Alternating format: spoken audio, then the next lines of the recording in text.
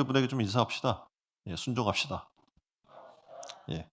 오늘은 이 불순종한 요나를 통해서 순종의 의미를 좀 발견해 보려고 해요. 그래서 오늘 요나의 불순종을 통한 교훈이라는 제목으로 함께 은혜를 나눴으면 좋겠습니다. 요나는 누구냐면 지금 그림에 보면 오늘 본문에 등장하는 요나가 기원전 760년경 갈릴리 북부 가드 헤벨 출신으로 그 당시에 분열왕국 왕국이라면 북 이스라엘 그리고 남쪽에 뭐가 있어요? 유다 이렇게 분열되어 있는 왕국 시대에 선지자로 활동했던 특히 북이스라엘의 선지자였습니다. 그래서 하나님의 명령에 순종하고 나갔으면 좋은데 근데 어쨌든 순종 잘하는 선지자였으니까 하나님이 쓰셨겠죠. 그런데 오늘 이제 본문부터 등장하는 내용들을 보게 되면 그렇게 하나님 말씀에 듣지를 않아요. 불순종하는 우리 그 요나를 만나게 되는데 니느웨에 가서 그들을 회개시켜 복음을 전달시켜서 회개케 하라라고 명령 받았잖아요. 근데 니느웨로 가요, 안 가요? 니느웨로 가지 않습니다. 그리고 도리어 반대되는 굉장히 다시스라고 하는 먼 곳에 가서 하나님의 명령을 피하려고 했던 태도를 보여줘요. 그 요나서에 지금 아수르의 수도인 니느웨를 구원하시고자 하는 하나님의 구원의 역사가 기록되어 있는데 이 요나서의 특색은 지금 여러분이 구약 말씀을 보게 되면 특징적인 부분이 있는데 뭐냐면 이스라엘은 어떤 백성이에요? 하나님께 선택된 백성이라고 하는 생각이 굉장히 강하게 있었습니다. 그래서 이방인들은 구원받을 수가 없어요, 그들은. 예, 그래서 버려진 존재들이고 그들은 어떻게 보면 지옥의 불쏘시개로 사용될 사람들 이런 생각이 굉장히 강했단 말이에요. 그러니까 '우리들만 구원받아.'라는 생각이 강했는데 요나서를 보게 되면 굉장히 독특한 내용이 들어 있는 거예요. 이방인에게 복음을 전하는 내용이 핵심 내용으로 들어가 있는 거잖아요. 그러니까 구약의 다른 내용은 다 이스라엘의 구원이거든요. 근데 이 요나서에만 핵심적으로 이방인의 구원이라고 하는 복음 전도라고 하는 내용이 담겨져 있는 겁니다. 자, 지도에 보듯이 하나님은 요나에게 니느웨로 가라고 이야기를 했습니다. 지금 예루살렘이 중앙에 있잖아요. 있고 거기에 이제 아래쪽으로 좀 내려가면 욥바가 있고 욥바에서 좌측으로 가면 스페인에 지금의 스페인인 다시스라고 하는 곳이 있고요. 사실상 가라고 하는 곳은 동북쪽에 어디예요? 예, 니느웨라고 하는. 그러니까 그렇게 멀지 않아요. 그러니까 니느웨라고 하는. 그러니까 다시 말하면 아수르의 수도예요. 니느웨가. 그 수도에 가서 그들에게 회개케 하는 복음을 전달하라고 얘기를 해 주신 겁니다. 이 아수르는 당시의 강대국 중에 하나였고요.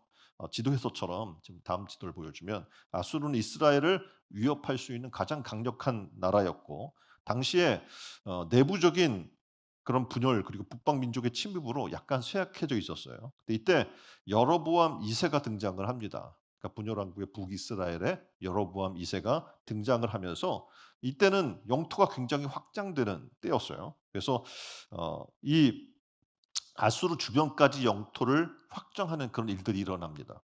그리고 40년 뒤에는 BC 722 년에 북이스라엘은 아수르에 의해 멸망당하게 되죠. 그래서 니느웨로 가야 되는 지금 요나가 피했던 이유들 중에 하나가 여기에 있습니다. 그 아수르는 어떻게 해요? 적대국이에요. 그리고 적대국 중에 좀 지나면 시간이 지나면 북이스라엘을 공격해서 망하게 하는 그런 나라란 말이죠. 그래서 니느웨로 가라고 하는 하나님 말씀에 그렇게 탐탁지 않았던 거죠. 그래서 욥바로 도망가요. 욥바에는 다시스로 가는 배가 있으니까 다시스로 가는 배를 타고 가다가 풍랑을 만나게 됩니다. 그리고 사공들에 의해서 그가 주 원인임을 깨닫게 되고 바다로 던져지게 되고 바다로 던져진 요나를 큰 물고기가 삼키게 되고 요나는 물고기 뱃속에서 3 일을 보내다가 하나님 앞에 회개를 기도를 하게 되고 하나님은 요나를 그 기도를 응답해 들으시고 물고기는 요나를 육지에 토해내게 된다는 그런 내용이죠. 그래서 적국에 니느웨의 말씀을 선포하는 걸 계속 주저해요. 그러다가 하나님의 호된 채찍을 맞고 이제 다시 명령을 순종하기 위해 니느웨로 갑니다. 니느웨로 갔는데 이 니느웨라고 하는 게 어떻게 보면 아수르라고 하는 큰 나라의 수도잖아요. 그러면 하루 만에 복음을 전할 수 있을까 없을까요? 예, 여러분이 금방 하루 만에 복음 전할 수 있어요 없어요? 이 근방도 쉽지 않아요. 이 동네 요것만. 바로 길 건너가서 큰 길 가서 저 염리동까지 가기도 쉽지 않고 그쵸? 뭐 여기 여러분 신촌 저기 뭐 홍대 이런 데까지 가기 쉽지 않잖아요. 여기서 여기만. 그런데 수도면 서울이잖아요. 여기를 하루 만에 전도할 수 있어요? 거의 불가능한 일인데 놀랍게도 요나는 하루 만에 끝내요, 이 일을. 대단하지 않습니까? 예, 하루 만에 다니면서 말씀을 선포합니다. 예, 그리고 그 이후에 불만을 터뜨리면서 성 동편에 초막을 짓고 쭈그리고 앉아요. 내가 하루 만에 이렇게 복음 하려고 했으니까 복음 전했어요. 어떻게 되나 봅시다. 저 사람들이 회개하나 하겠어요? 복음을 전하라고 해서 전하긴 전했는데 회개하겠어요? 아마 망할 거야라고 생각해서 어떡합니까? 초막을 짓고 쭈그리고 앉아서 어 이제 저 니느웨가 멸망하나 안 하나 지켜보려고 관망하고 있었던 겁니다. 그러니까 이렇게 불순종의 모습을 통해서 하나님이 오늘 우리에게 주시고자 하는 교훈이 있다는 거예요. 그 첫째 교훈은 뭐냐면 하나님의 마음을 모르면 불순종하게 된다라는 거죠. 지금 요나를 보면서 요나가 왜 불순종했을까? 대표적인 이유는 하나님의 마음을 몰랐어요. 그러니까 자기 마음대로 행동했기 때문에 순종할 수 없었다는 거예요. 오늘 본문 1절에 여호와의 말씀이 요나에게 이르기 전까지 요나는 이스라엘 국내에서 활동하던 이스라엘의 대표적인 선지자였습니다. 그리고 지금 요나에게 내려진 이 명령이라고 하는 것은 이방에게 복음을 전하러 보내진 어떻게 보면 당시에는 듣도 보도 못한 그런 명령이었단 말이에요. 그러니까 듣지 않는 다시 말해서 복음을 전하지 못하거나 아니면 이스라엘이 회개치 않아서 하나님의 징벌이 내릴 거야. 뭐 이런 예언이에요, 다. 그죠? 회개하라 이런 내용인데 지금 전혀 다른 믿지도 않는 이방 나라에 가서 그들에게 복음을 전하라고 하니까 하나님의 마음을 이해할 수가 없었어요. 그래서 오늘 3 절에 보면 요나의 태도는 이렇게 시작을 합니다. 여호와의 얼굴을 피하여. 그 요나가 어떻게 했어요? 하나님의 말씀을 듣지 않으려고 한 거죠. 그래서 지금 그림처럼 요나가 여호와의 얼굴을 피했다는 것은 하나님이 명령한 복음 전도의 책임을 다하지 않고 도망갔다는 거예요. 그러니까 원수인 아수르거든요. 그 나라의 수도인 니느웨가 구원받는다? 원하지 않는 일인 거예요. 다시 말해서 저 이방인들은 다 멸망받아 죽어도 마땅한 건데 왜 하나님이 저 멸망받아 마땅한 사람들을 구원하려고 하시지? 우리 같이 이스라엘 백성들 가운데 회개치 않아서 멸망할 사람이 있으면 그들에게 가서 복음을 전해서 회개케 하는 게 내 사명인데라고 생각을 한 겁니다. 그래서 하나님의 낯을 피해요. 그리고 니느웨와는 정반대 방향인 다시스로 가는 배를 탑니다. 성경에 보면 창세기부터 계속 그래요.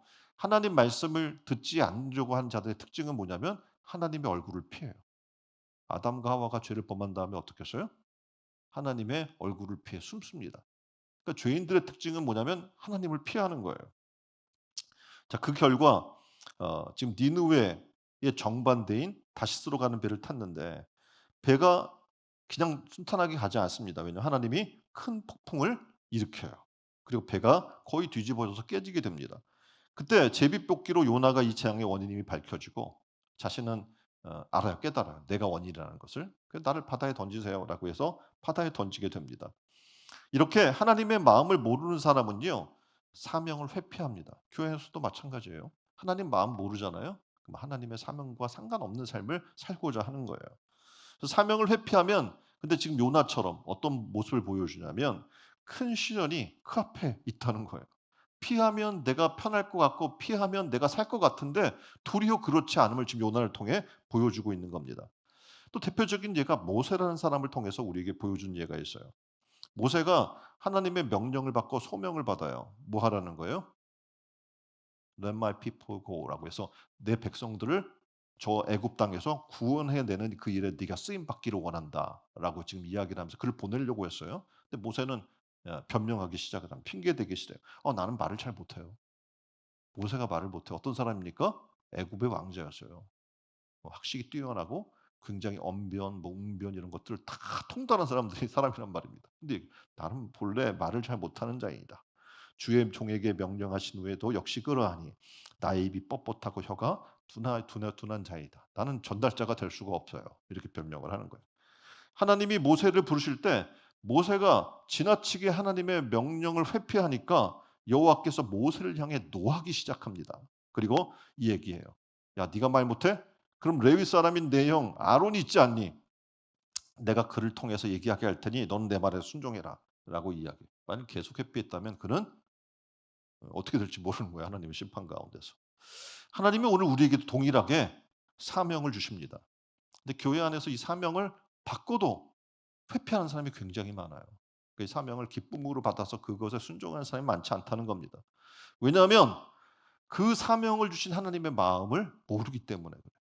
왜 하나님이 저 니느웨라고 하는 저 적국인 적국의 수도인 나라에 가서 그들을 회개케 하려고 할까? 내 민족도 있고 우리가 흔히 그러잖아요. 뭐 저 먼 나라에 사람들을 갖다가 가서 구제하고 봉사하고 막 섬기려고 하면 지금 우리나라에도 가난한 사람이 얼마나 많은데 이렇게 여러 가지 회피할 수 있는 그런 생각들을 해낸단 말입니다. 그런데 하나님의 마음이 있는 거예요. 우리를 통해서 하시고자 하는. 390년 잉글랜드의 기독교 가정에서 태어난 패트릭이라고 하는 사람이 있어요. 그는 16세 때 아일랜드의 켈트족 해적에게 잡혀갑니다. 그리고 6년 동안 노예 생활을 합니다. 어떻겠어요, 기분이? 이 사람들 다 죽여버리고 싶겠죠. 그렇죠. 그런데 그는 노예 생활하면서도 하나님의 마음을 알기를 계속 원했어요. 패트릭은 하나님의 은혜로 6년 만에 무사히 그곳에서 탈출해서 고향으로 돌아옵니다. 그리고 수년이 지난 어느 날 꿈에 켈트족 사람들이 나타나요. 그리고 이렇게 얘기하는 거예요. "우리에게 와서 복음을 전해 달라." 여러분 어떻겠어요? 예? 6년 동안 나를 잡아가서 노예로 부려먹던 그 사람들이 막 꿈에 나타나 가지고 복음 전해 달라는 거예요. 어떻게 하시겠어요? 말도 안 돼. 저 원수 같은 것들 다 잡아 죽여도 시원치 않을 텐데 뭐 복음을 전해 달라고 이렇게 생각할 수 있을 겁니다. 그런데 패트릭은 자기를 노예로 삼았던 해적들에게 복음을 전하는 것이 하나님의 마음임을 확신해요. 왜냐하면 계속 그 잡혀가서 고통 가운데 있는 가운데에도 그 기도했던 기도 제목이 있어요. 뭐냐면 "하나님, 하나님의 마음을 알게 해 주세요." 내 마음이 아니라 하나님의 마음을.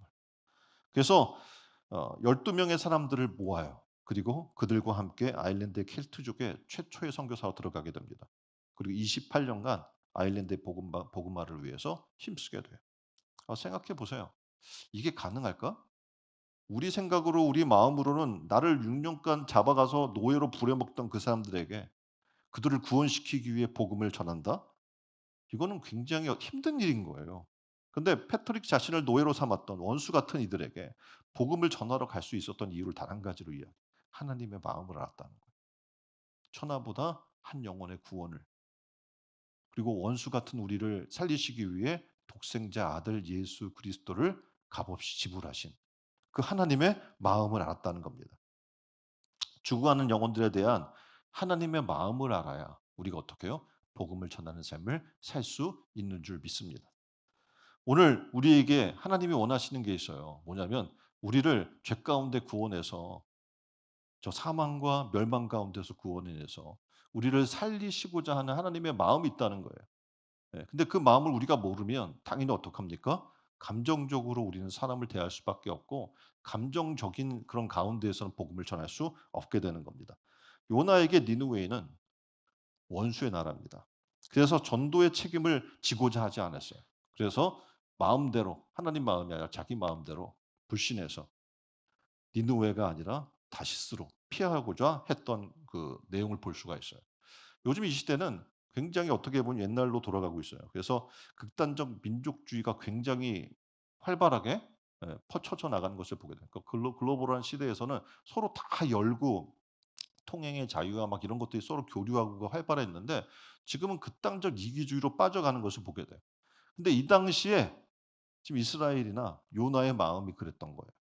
우리만 구원받으면 되는 거예요. 저 이방 사람들은 다 죽어 심판받아야 된다고 생각을 한 겁니다. 다시 말하면 니느웨의 구원을 원치 않은 거예요. 하나님의 마음 반대예요. 그 원수 같은 니느웨도 어떻게 하기를 원해요? 구원해 주시기를 원했던 겁니다. 이스라엘만이 하나님이 선택한 백성이고 우리만이 구원받을 거야라고 생각했던 그들의 마음에는 하나님의 마음이 들어갈 수 없었던 겁니다. 다시 말해서 선민 의식이라는 이 의식이 하나님의 말씀을 수용할 수 없게 만들었다는 거예요. 그러니까 요나가 가진 잘못된 이 생각은 요나만의 생각이 아니었어요. 당시 이스라엘 전체의 생각이었습니다. 그래서 이방인들에게 하나님이 열린 마음으로 그들을 구원하라라고 요나를 들어서 사용하시고자 했지만 요나는 계속 거부할 수밖에 없었던 겁니다. 근데 성경은 이렇게 얘기해요. 디모데전서 2장 4절의 말씀입니다. 하나님은 모든 사람이 구원을 받으며 진리를 아는 데 이르기를 원하신다고 성경은 얘기해 주고 있는 거예요. 이게 하나님의 마음이거든요. 근데 오늘 우리의 마음은 어떻습니까? 모든 사람 구원받았으면 좋겠어요? 옆에 분에게 물어보세요. 모든 사람 구원받았으면 좋겠습니까? 어떤 사람은 그렇게 얘기하더라고요. 정말 내가 미워하는 원수 같은 존재가 있어요. 근데 만일 저 사람이 천국 간다면 난 그곳에 안 갈 거야. 이렇게 얘기하는 사람이 있어요. 근데 하나님이 나를 구원했다는 것은 나는 어떤 존재냐면 그 사람보다 더한 원수 같은 존재, 하나님에게는. 나도 구원해 주셨거든요. 하나님은 어떻게 해요? 우리 모두를 구원하는 게 궁극적인 목적인 줄 믿습니다. 그래서 누가복음 4장 25절 하반부를 보게 되면 어떤 내용이 있냐면 하나님의 마음이 있어요. 모든 사람을 구원하고자 하는. 그래서 예수님이 그 내용을 얘기해요. 주님 마음을. 그랬더니 자기 민족만 구원받고자 하는 이스라엘 사람들이 어떻게 하냐면 예수님을 절벽에서 밀어서 죽이려고 해요. 그 이야기를 듣고. 어떤 얘기를 했냐면 엘리야 시대에 이스라엘에 많은 과부들이 있었어. 그런데 하나님은 이스라엘의 과부가 아닌 이방인의 사르밧 과부에게만 엘리야를 보내셨어. 너희가 그렇게 숭상하는 엘리야라고 하는 선지자를 누구에게? 이방인의 과부에게. 또한 엘리사 시대를 봐봐. 엘리사 시대에 수많은 문둥병자가 있는데 오직 이방인인 나아만을 고쳐주셨어. 생각해봐. 하나님의 마음이야 그것이. 이때 선민 의식이 충만했던 이스라엘 백성들이 만민이 구원받기를 원하는 주님의 마음과 충돌이 일어나요. 그래서 어떻게 했냐면 예수님을 절벽에서 밀어 죽이려고 한 거예요. 이게 말이 돼요? 요나서 3장 10 절로 10 절로 4장 1 절까지 보게 되면 하나님이 그들의 행한 것 곧 그 악한 길에서 돌이켜 떠난 것을 보시고 하나님이 뜻을 돌이켜 그들에게 내리라고 하신 말씀을 재앙을 내리지 아니하시냐. 요나가 매우 싫어하고 성내며 하나님이 니느웨 백성들이 회개하니까 그들을 구원해 주셨어요. 그리고 그들을 징벌하고 벌하려고 했던 걸 거두셨어요. 그럼 우리 믿는 사람들이고 하나님의 복음을 전하는 전도자들이라면 어떤 마음이 들어야 돼요? 할렐루야. 하나님은 정말 사랑이 크시구나. 구원의 하나님이시다. 노래하고 찬양해야 될 거 아닙니까? 그런데 이 요나는 어떻게 해요? 매우 싫어했대요. 그리고 성을 내는 거예요. 막 화를 내는 거예요. 어떻게 그럴 수가 있어? 저 다 죽여버려야 되는데. 하나님 그걸 살리시는 게 말이 돼? 막 화를 낸 거예요. 아니 요나가 참으로 변화받은 사람이라면 이 반응이 달랐어야 될 것이 분명한 거예요. 그런데 성경은 얘기하기를 매우 싫어하고 성을 냈다. 왜냐하면 그의 마음에는 선민 의식이 가득해서 저 니느웨 다시 말해서 적국인 아수르의 수도인 니느웨 정도는 하나님이 완전히 멸망시켜서 끝내버려야 되는데 그렇게 하지 않은 것에 대해서 막 화가 나는 거예요. 그들이 회개해서 돌이키는 모습보다 하나님의 심판과 진노가 그들에게 부어져서 멸망받기를 원했던 마음이 컸던 거예요. 그래서 요나는 니느웨 사람들이 회개하고 하나님께서 그들의 회개를 받으시고 니느웨를 멸망시키지 않은 것을 못마땅하게 여겨요. 오늘날 우리도 동일한 그런 삶의 모습들을 보게 돼요. 뭐냐면 하나님이 누군가를 구원하시는데 에, 정말 원수 같고 예, 그 죽여 버리고 싶은 그런 사람들을 하나님이 구원해 주시는 거예요. 영화 뭐 밀양이라고 하는 그 내용들을 보게 되면 그런 내용인 거잖아요. 내 아들을 유괴해서 죽인 그 사람이 구원받고 막 얼굴이 표정이 변해서 환해져 있고 하나님의 은혜에 막 감사하는 내용을 보면서 막 화가 나 가지고 어쩔 줄 모르는 그런 사람의 모습을 이야기하면 '이건 과연 합당한가? 내 아들을 죽인 저 살인마가 가는 천국이라면 난 가고 싶지 않다.' 이런 거 아닙니까? 예? 오늘 우리는 지금 어떤 신앙의 삶을 살고 있는가? 과연 나는 나 같은 죄인 살리신 하나님의 은혜를 모든 사람에게 동일하게 적용하면서 감사해야 할 삶을 살고 있는가? 아니면 '나만 구원받으면 돼. 내 가족만 받으면 돼.'라고 이미 이기적인 그런 삶을 살고 있는가? 지금 니느웨의 멸망하는 모습을 보고 그림을 보면 성 동편에 올라가서 자기를 위해 초막을 짓고 그늘에 앉아 있습니다. 근데 하나님께서 너무나 사랑의 하나님이에요. 이게 요나의 마음을 모르겠어요, 하나님이? 솔직히 너무 괘씸하잖아요. 그런데 이 요나를 위해서 어떻게 해요? 이 박넝쿨을 준비해서 시원하게 햇볕을 가리고 시원하게 만들어 줘요. 요나가 박넝쿨 때문에 심히 기뻐할 때 하나님은 벌레를 준비해요. 그리고 박넝쿨을 씹어 먹게 합니다. 그리고 박넝쿨이 시들어 버려요. 해가 떠요. 하나님께 뜨거운 동풍이 불게 하시니까 요나가 햇빛과 바람으로 너무 고통스러워하면서 차라리 죽여 달라고 얘기해요. 정말 간사해요, 인간의 모습을 보게 되면. 그런 모습을 보여요. 그러면서 박너클로 화내는 요나 요나에게 이런 얘기를 하는 거예요. "야, 니느웨 백성들을 구원하시기를 원하는 하나님의 마음을 이렇게 가르쳐 줘요. 내가 수고도 아니하고 배양도 아니하였고 하룻밤에 났다가 하룻밤에 망한 이 박농굴을 내가 그렇게 아끼는데 하물며 이 큰 성읍 니느웨는 좌우를 분변치 못하는 자가 12만 명이요 육축도 많이 있나니 내가 아끼는 것이 합당치 아니하냐." 어때요? 틀려요. 맞아요. 맞는 거잖아요. 박너굴 자기가 키우지도 않고 배양도 하지 않고 그냥 있는 것도 그거 하나 사그라졌다고 막 화내를 내고 있는 그런 존재가 지금 어떻게 보면 니느웨에는 12만 명이나 사람이 있는데 그 사람이 다 죽기를 원한다는 게 말이 됩니까? 하나님 요나에게 니느웨로 가서 말씀을 전하라고 하신 것처럼 이 시대 믿는 우리에게도 동일한 말씀을 하고 계십니다. 세상으로 가서 세상 사람에게 구원의 복음을 전하라는 거예요. 근데 종종 보면 이게 좋은 사람들이 아닌 사람들이 많이 있거든요. 우리가 복음을 전해야 될 사람이 이기적이고 자기만 알고 우리에게 막 핍박을 가하고 그런 사람들이 있을 수 있어요. 아까 패트릭이 전하려고 했던 그 사람들이 어떻게 해요? 자기를 잡아가두고 다 해적질을 하고 못된 짓만 하는 사람들일 수 있단 말입니다. 그런데 그들에게 복음을 전하라는 거예요. 우리는 그럴 때 때로는 어떻게 해요? 이런 감정선 때문에 못할 수 있어요. 하나님 말씀. 또한 극단적인 민족주의 때문에 어떻게 해요? 더 이방을 미워할 수 있어요. 우리나라 같은 경우에는 어 대표적인 나라가 일본이 있죠. 그렇죠. 이런 역사적 감정의 선 때문에 굉장히 불쾌하고 힘들어하는 부분들이 많이 있단 말이에요. 그들에 가서 복음을 전하라고 얘기하고 있는 거예요. 때로는 정치적인 신념 때문에 갈등을 겪어요. 신념이 다른 그들에게 복음을 전하기 싫은 거예요. 지역적인 감정 때문에 지역이 다른 사람들에게 그런 마음이 들 수가 있어요. 그 외에도 여러 가지 이유 때문에 나를 자존심을 상하게 하거나 나와 뭐 성향이 다르거나 수많은 이유를 가지고 하나님 말씀에 불순종하는 경우가 있을 수 있습니다. 여기서 중요한 거는 '나는 지금 어떻게 살고 있는가?'라는 질문을 던질 필요가 있는 거예요. '나는 지금 어떻게 살고 있는가?' 하나님은 나를 통해 구원받아야 할 사람들이 있다고 계속 말씀하시고 내게 보여주고 계시는데 나는 과연 복음을 들고 그들에게 가서 복음을 전하고 있는가? 우리는 흔히 요즘은 이제 그런 수많은 거창한 이유도 필요 없어요. 어떤 이유가 있냐면 귀차니즘이 있는 거예요. 귀찮아. 예? 내가 뭐 하는 것도 귀찮아 죽겠는데 남에게까지 귀찮아. 귀차니즘 때문에 못할 수도 있는 거예요. 어떤 이유 때문에 하나님 말씀에 불순종하든지 우리는 기억해야 돼요. 거기에는 어떤 하나님 앞에 합당한 이유도 없다는 사실을 기억해야 합니다.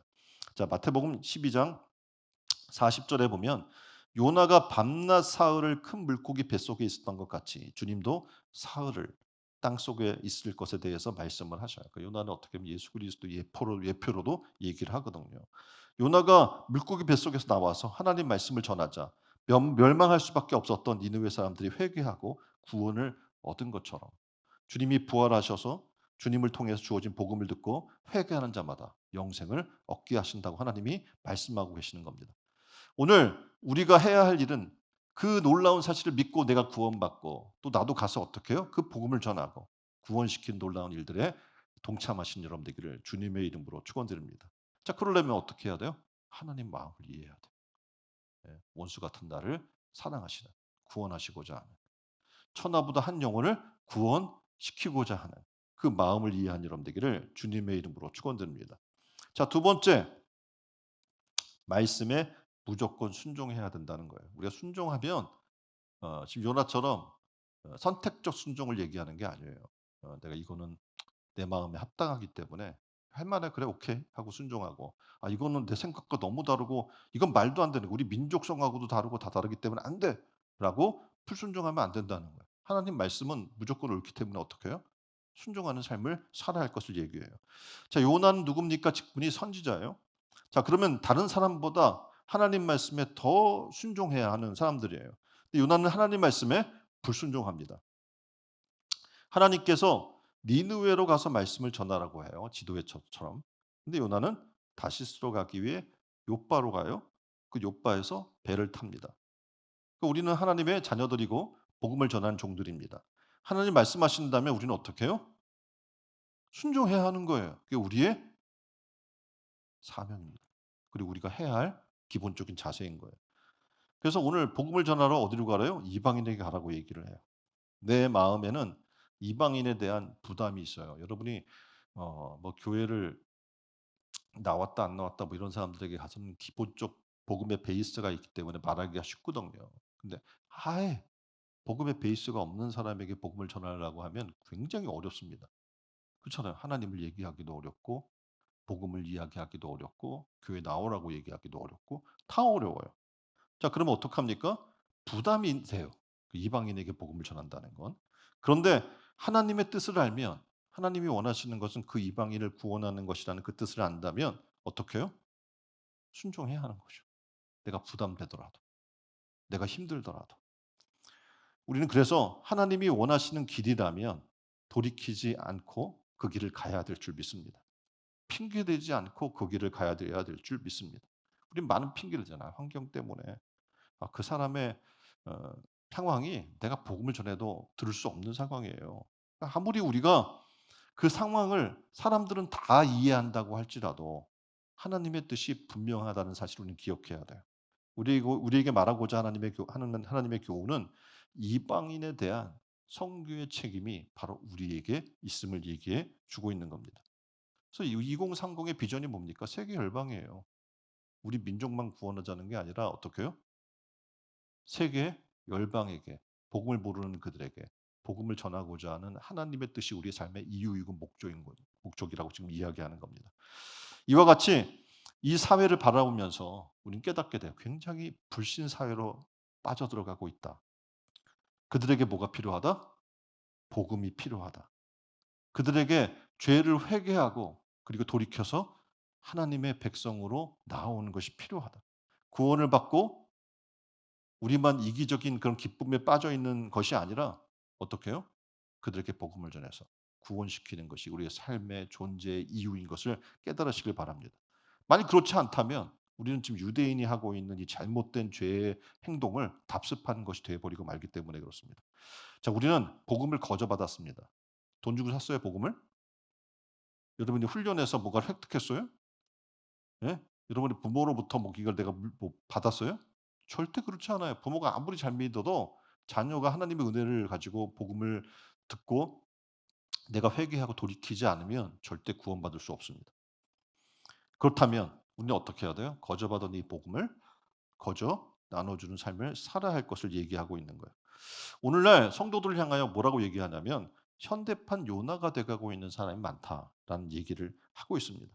다시 말하면 불신 사고에 대한 내가 해야 할 선교적 책임에 대해서 외면하고 있다라는 거야. 그러니까 하나님의 정말 낯을 피해서 자꾸 회피하는 것처럼 오늘 성경은 얘기해요.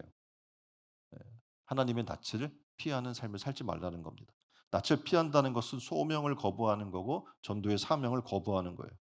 그러니까 요나가 탄 배가 풍랑을 만나게 되고 그리고 결국은 불순종할 때 어떻게 해야 돼요? 그를 바다에 던져지게 돼요. 엄청난 물고기 뱃속에 들어가서 지옥의 고통을 체험하게 됩니다. 2장 2절을 보면 물고기 뱃속을 뭐라고 표현하고 있냐면 스올이란 단어로 표현을 하고 있거든요. 다시 말하면 음부의 비유를 해요. 지옥이라는 거예요. 물고기 뱃속이. 지옥 같은 경험을 하는 거예요. 정신적, 육체적 고통이 재밌었겠다. 뭐 어린이 교육을 보면 요나 뭐 배 만들어 놓고 들어가서 막 이러고 그 놀이처럼 하는데 절대 그렇지 않은 거예요. 성경의 표현은 스올이에요. 지옥 같은 거예요. 지옥 같은 시간을 정신적, 육체적 엄청난 고통을 그 배 안에서 그 물고기 속 안에서 어떡합니까? 뱃속에서 겪으면서 그는 어떡합니까? 영적 싸움을 싸우게 된 거예요. 그리고 회개하고 그곳에서 막 부흥회를 연 거죠. 에스겔 3 장에 그리고 33 장에 보면 파수꾼이 나팔을 불면 그 소리를 듣고 회개치 않는 악인에게 책임이 있다고 얘기를 해요. 반면에 나팔을 우리가 불지 않으면 그 악인도 징벌받고 그 악인의 핏값을 불지를 않은 사람에게도 물으신다. 그러니까 하나님의 소명을 피한다는 것은 피해서 되는 일이 아니라는 거예요. 피함으로 연쇄적으로 일어난 그런 모든 일들에 대한 책임이 누구에게 있어요? 피한 나에게 있기 때문에 그렇습니다. 요나가 하나님 말씀에 불순종하고 도망가려고 요바에 내려갔어요. 어떤 일이 벌어지냐면 욥바로 갔거든요. 근데 마침 다시스로 가는 배가 딱 있는 거예요. 자, 그 당시라면 지금처럼 예매 시스템이 잘 돼 있는 것도 아니에요. 그죠? 그리고 배가 오기로 했다가 바로 오지 않을 수도 있고 어떻게 해요? 이 배가 한참 지나갈 수도 있어요. 그런데 딱 마침 어디로 가는 배가 다시스로 가는 배가 딱 와서 기다리고 있어요. 그리고 어떻게 해요? 바로 탈 수 있는 거예요. 탔어요. 아, 이게 길이 형통하네. 잘 풀리는 것 같아 뭔가. 하나님을 내가 비껴서 왔더니만 편해. 그리고 딱 편하게 배 밑에 내려가서 뭐예요? 푹 잠도 자고 그동안 막 말씀 때문에 내가 피곤했는데 막 편안하게 내 마음대로 막 살 수 있는 안식의 삶이 막 열어준 것 같아요. 근데 중요한 게 있어요. 뭐냐면 요나가 하나님의 뜻을 불순종하고 도망가는데 하나님이 요나의 길을 열어주겠어요? 안 열어주겠어요? 열어주지 않아요. 그런데 사탄은 니느웨가 구원받는 것도 싫어요. 그 요나가 하나님 말씀에 순종해서 복받고 인정받는 것도 싫어요. 그러니까 어떻게 해요? 잘못되는 길을 확 열어준단 말이에요. 그래서 그 길로 가서 빠지게 만드는 거예요. 다시 말하면 이 요나가 만난 지금 잠깐의 형통한 것처럼 보이고 지금 굉장히 좋아 보이는 그 길이 하나님의 뜻이냐 아니냐가 굉장히 중요한 거예요. 아무리 문이 잘 열리고 형통한 것처럼 보일지라도 하나님의 뜻이 아니다? 가지 말아야 돼요. 자, 형통해서 배를 탔는데 결국은 그게 어디로 가는 길이에요? 몰라요? 물고기 뱃속으로 가는 길인 거예요. 예. 수올로 가는 지옥 같은 음부로 빠지는 길이라는 것을 여러분 기억하셔야 되는 거예요. 그래서 여러분의 삶에 내가 주일 성수를 안 하고 세상으로 갔더니 형통한 것 같아. 막 사업도 문이 열리고 막 이렇게 교류도 하잖아요. 주말이 되면 이때 막 그냥 비즈니스 교류도 많이 하고 그러거든요. 그러면 이제 그런 것들을 막 하면 사람도 만나고 막 그냥 사업도 막 열리고 막 그런 것처럼 보일 수 있어요. 그러니까 주일인데 장사를 열었어. 그랬더니 사람이 막 몰려와. 막 형통한 것처럼 보일 수 있어요. 그런데 기억해야 할 것은 지금 요나의 불순종의 삶의 결과예요. 아무리 문이 잘 열리는 것처럼 보여도 하나님의 뜻이 아니다. 가지 말 것. 가면 결국은 어떻게 해요? 수월, 음부의 길이 열려 있다는 겁니다. 그리고 아무리 닫혀 있는 것 같아요. 내가 주일을 성수해서 손님 다 잃어버릴 것 같아. 그리고 내가 주일날 어떤 일들이 자꾸 있는데 내가 안 해서 계약도 떨어질 것 같아. 그런데 다쳐도 하나님의 뜻이 있다면 어떻게 해요? 그 길로 가지 말아야 될 거예요. 중요한 것은 하나님의 뜻이에요. 하나님의 뜻에 순종하면 어떡합니까? 하나님이 길을 열어주는 거예요. 이것의 이제 세 번째 놀라운 답을 얘기해 줘요. 뭐냐면 순종할 때 하나님이 하신다. 그 요나의 불순종을 통해 주시는 교훈은 순종하면 하나님이 하셔요. 그러니까 요나가 생각할 땐 다 안 될 것 같거든요. 내가 복음을 전하면 니느웨 사람들이 회개할 것 같지 않아요. 왜냐면 그들은 강팍한 사람이고 이방 사람들이고 복음을 들어도 깨닫지 못할 사람들이에요. 그러니까 하나님이 복음 전하라고 말씀을 하시는데 그건 헛수고야, 헛발질이야 이렇게 생각하고 있는 거예요. 그런데 순종했더니 어떤 일이 벌어지는 거예요? 니느웨 사람들이 회개하고 구원받는 놀라운 일이 벌어지는 거예요. 요나서 3장 5 절에 보니까 니느웨 백성이 하나님을 믿고 금식을 선포하고 물온대서하고 굵은 배를 입은지라. 말도 안 되는 일이 벌어진 거예요. 얼마나 열심히 전도했나요, 요나가? 하루길. 그런데 이 복음을 듣고 니느웨 백성들은 변화가 일어난 거예요. 원래 그들은 하나님도 없어요. 율법도 없고 제사장도 없고 복음을 받아들일 수 없는 환경이야. 그런 이방인이었어요. 근데 놀랍게도 하나님이 함께 하시니까 전도 받자마자 회개해요. 예? 그리고 멸망하려고 했던 하나님의 그 나라가 구원받는 거예요. 니느웨 왕 강팍한 사람 아닙니까? 우상을 섬기는 그 자기가 왕이 하나님 신처럼 얘기했던. 근데 그 왕부터 시작해서 그 자기 그 자리에서 내려와서 무릎을 꿇고 베옷을 입고 회개하는 거예요. 백성들까지 심지어 어린아이들까지 여기 성경에 보니까 짐승들까지 먹이지 말래요. 짐승들까지 금식하면서 전체가 회개하는 놀라운 일이 벌어져 버리고 만 거예요. 아마 요나는 생각했을 거예요. 이런 강팍한 사람들은 가서 내가 복음을 전한다고 그래서 회개할 사람들이 아니야. 도리어 나한테 돌팔매질을 할 것이고 나를 아마 잡아 가두거나 죽일 거야라고 생각했을지 몰라요. 그런데 하나님의 말씀을 순종하면서 선포했더니 의외의 반응이 일어난 겁니다. 사람들이 회개하고 놀랍게도 심판을 면하게 되는 이 사건에서 우리는 깨달은 바가 있어요. 뭐냐면 '아 하나님이 하시면 되는구나. 우리가 되는지 안 되는지를 판단할 이유가 없구나. 하나님이 하시면 되는구나.' 자 그림을 보면 니느웨 성 벽이 지금 이제 발굴돼 가지고 나와 있는 거예요. 니느웨 성 벽과 입구의 모습입니다. 굉장히 큰 성이란 말이에요. 당시에 아수르의 수도였으니까. 이 성 입구를 지나서 요나가 니느웨를 하룻길을 걸어갑니다. 그리고 말씀을 전파합니다. 아까도 말씀드렸던 것처럼 하룻길이란 것은 전도할 수 있는 굉장히 짧은 시간인 거예요. 근데 대국의 수도인 니느웨를 하룻길로 전도했다는 것은 정말 억지로 한 거지. 야 대충 "예수 구원 받으세요. 빨리 회개하세요." 뭐 이렇게 하고 어떻게 해요? 소리만 지르고 그냥 쑥 지나가 버린 거예요. 그래서 빨리 정말 해치워 버린 거죠. 자 지도를 봅시다. 지금 이제 오늘날 지금 니느웨 의 모습이에요.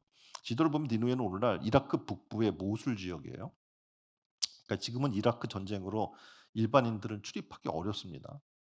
근데 요나는 니느웨의 구원에 큰 기대도 하지 않았습니다. 하나님의 역사하시니까 놀라운 구원의 역사가 일어난 거예요.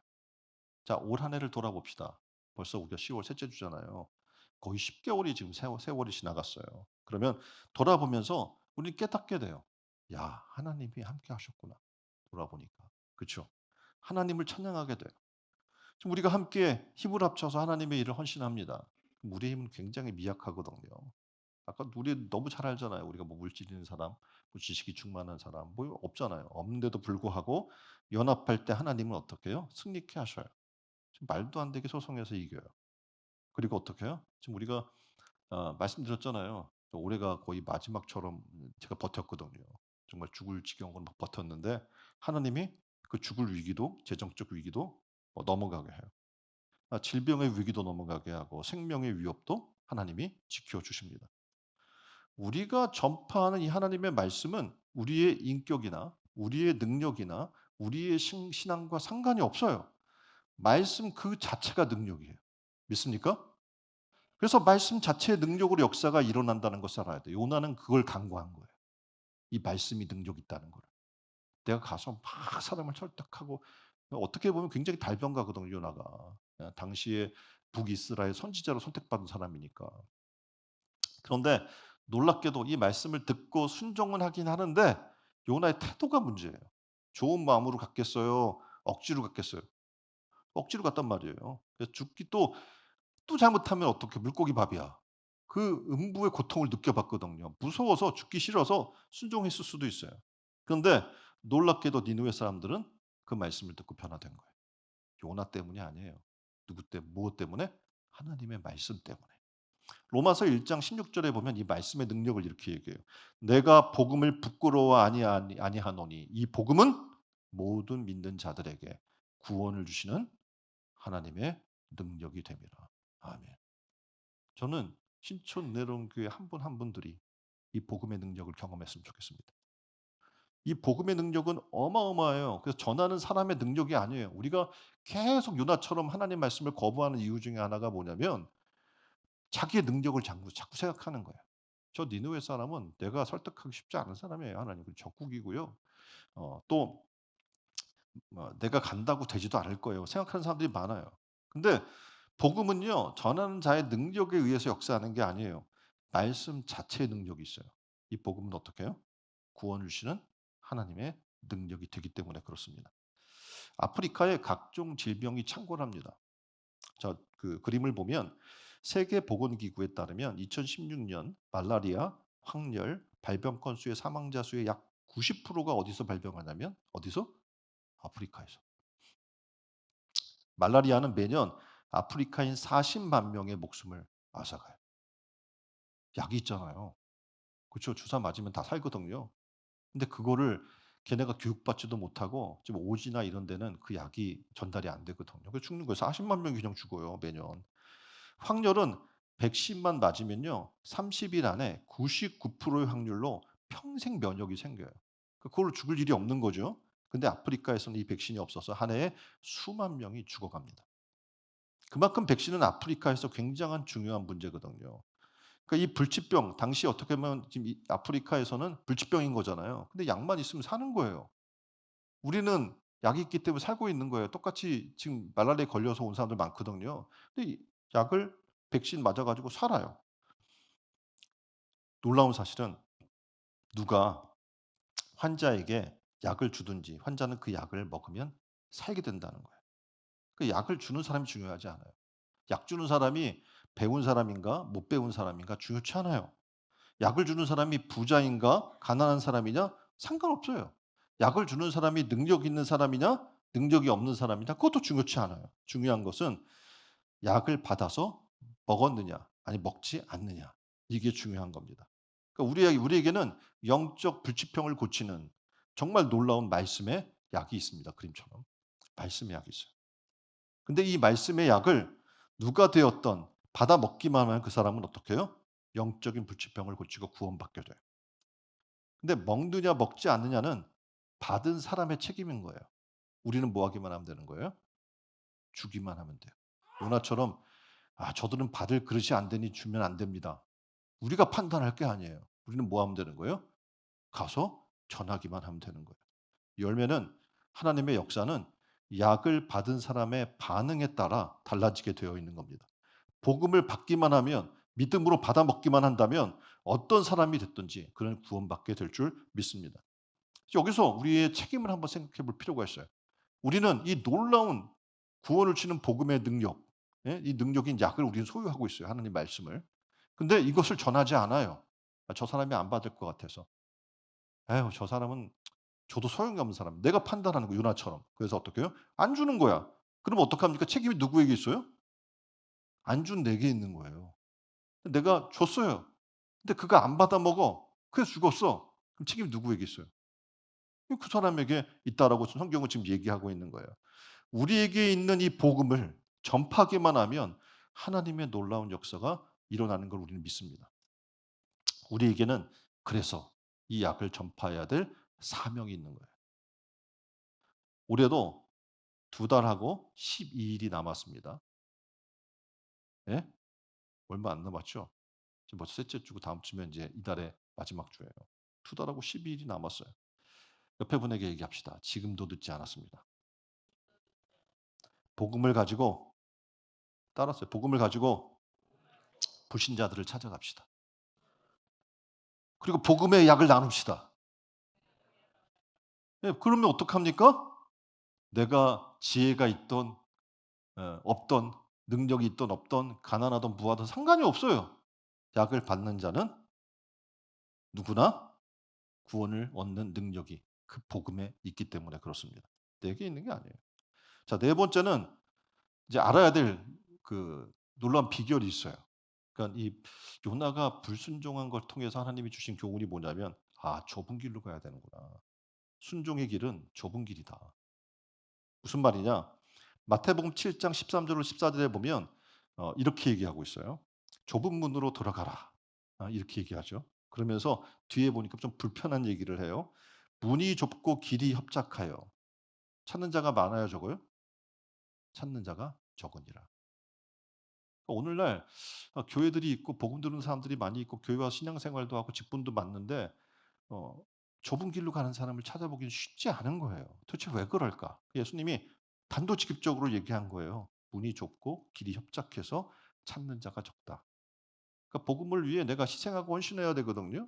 근데 힘든 거예요. 왜냐하면 문이 좁아 가지고 길이 협착해 가지고 불편해. 다시 말하면 많은 사람이 선호하는 길이 아닌 거예요. 편한 길이 아닌 거예요. 다르게 말하면 우리의 육신이 편하고 그리고 우리가 일반적으로 육신적으로 쾌락적으로 좋아하는 그런 길이 아니라는 얘기입니다. 토마스 리브스 교수가 쓴 책이 있어요. 텅 빈 교회, The Empty Church라고 하는 책이 있어요. 지금 우리나라에 번역판이 없는데 현대 미국 사회의 기독교 신앙을 이렇게 표현해요. 그러니까 현대 기독교 사회, 미국 사회에 등장하는 신앙인들을 보니까 이렇게 생각하는 거예요. 신앙을 수월하게 하려고 해요.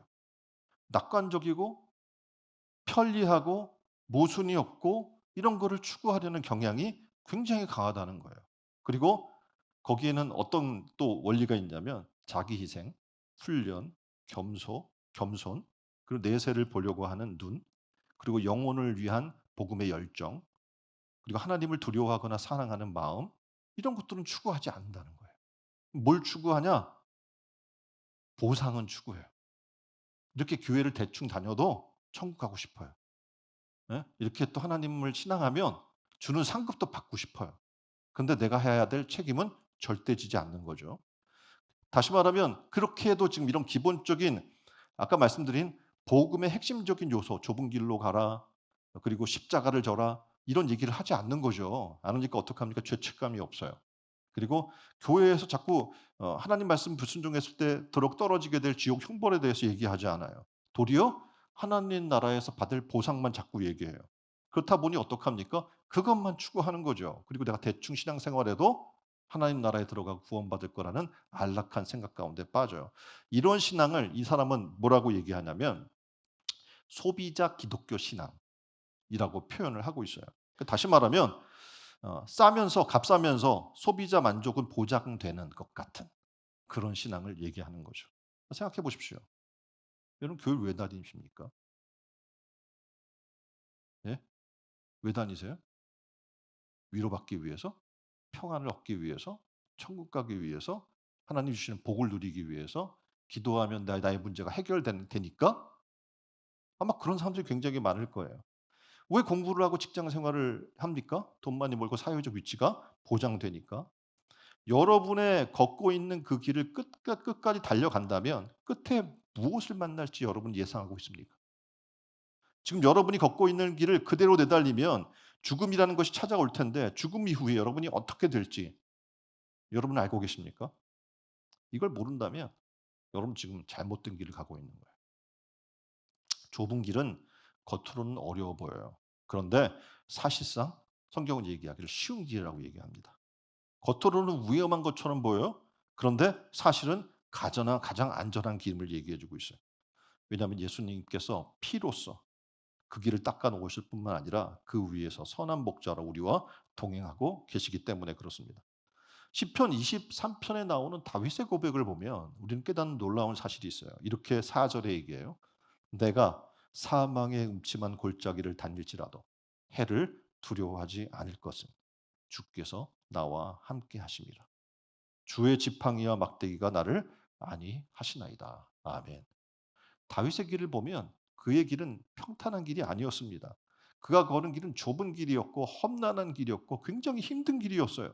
그럼에도 그는 되게 부족함이 없다고 얘기를 하고 안식과 평안, 기쁨과 승리를 시편에서 노래하고 있는 다윗을 우리는 만나게 되는 거예요. 왠지 아십니까?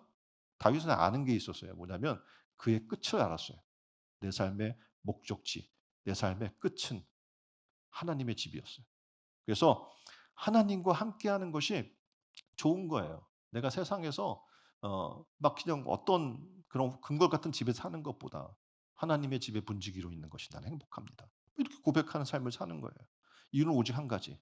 하나님이 그의 삶의 목자가 되셨기 때문에 그래요. 요나의 불순종의 모습을 통해 오늘 주시는 교훈을 우리는 배웠습니다. 우리가 해야 할 일이 뭘까요? 그럼 좁은 길을 가려고 애쓰면 될까요? 의로운 삶을 살기 위해 노력하면 될까요? 우리가 선택하는 것은 포기와 희생이 아닙니다. 고난과 가난이 아니에요. 생각해 봐요. 지금 이렇게 하려고 하면 누가 그 길을 갈 수 있겠어요? 내가 가야 하는 길이 예? 정말 좁은 길이고 애쓰고 힘써야 되고 선택해야 될 것은 포기와 희생이고 고난과 가난이야. 자, 갈 사람 한 명도 없네. 예? 근데 예수님의 십자가 길을 보면 이거거든요. 그런데 그렇게 바라보면 우리는 절대 갈 수 없어요. 우리가 선택해야 될 길은 뭐냐면 예수님이에요. 예수님과 함께 하는 거예요. 다윗은 그걸 알았어요. 주와 함께 길 가는 것 즐거운 일 아닌가. 우리가 지금 그림에다 보면 찬양이 나오잖아요. 주와 같이 길 가는 것 즐거운 일 아닌가. 그 길 때로는 고난이고 때로는 가난이고 포기와 희생일 수 있어요.